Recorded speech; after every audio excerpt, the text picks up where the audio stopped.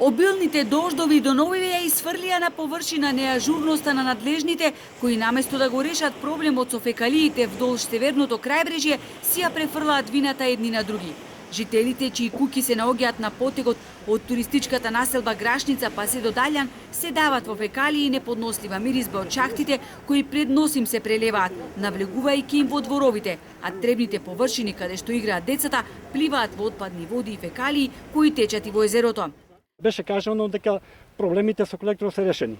Конкретно овдека, значи на тие два бајпаса, кај Далјан и Подмолје и понатака, значи при помали врнежи довега до излевање на колекторскиот систем, значи фекалиите директно се излеваат во езеро.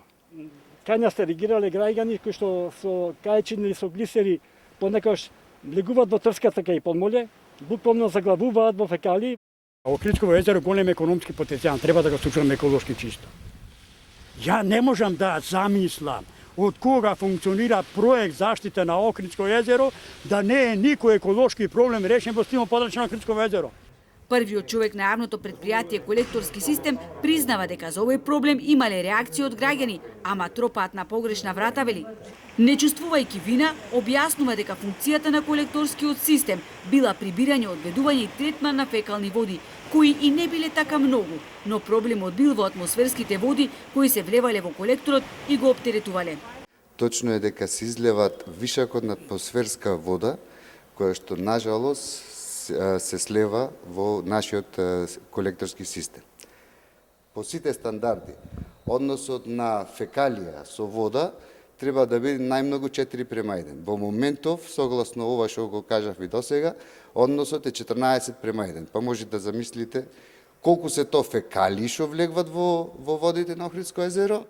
Нефункционалноста на колекторскиот систем, кој е повеќе децениски проблем, се најде во извештајот на УНЕСКО како еден од најважните препораки на Комитетот за заштита на светско културно и природно наследство. На крајот на 2019 година државата започна санација, ама само на помалку од 10% од колекторскиот систем. Проектот предвидуваше санирање на најкритичниот дел од системот и 20 пумпни станици. Допрва ќе се барале пари од државата за негова целосна санација. Што се однесува на Струшкото крајбрежје, на потегот од Калишта до Радожда, каде воопшто нема колекторски систем и на ова атрактивно крајбрежје, фекалите се влеваат директно во езерото, таму колекторскиот систем ќе се градел на крајот од оваа или почетокот на идната година.